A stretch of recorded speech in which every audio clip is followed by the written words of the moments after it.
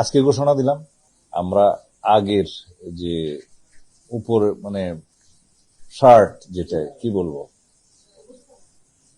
উপরের অংশ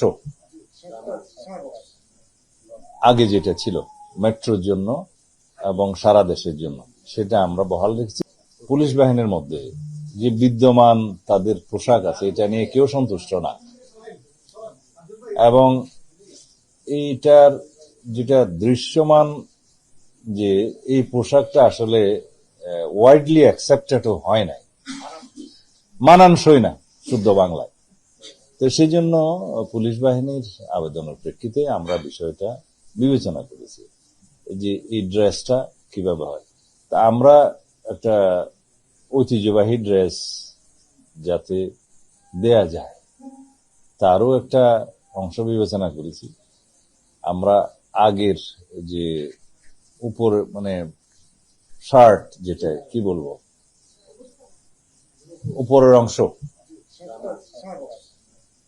আগে যেটা ছিল মেট্রোর জন্য এবং সারা দেশের জন্য সেটা আমরা বহাল রেখেছি। তবে প্যান্ট পাজামা সেটা আমরা খাকি ড্রেস দিয়েছি। এই হিসাবে তাদের সাথে আলোচনা করে আমরা বিস্তারিত আলাপ আলোচনা করে এটা একটা গ্রহণযোগ্য পোশাক হিসাবে দিয়েছি।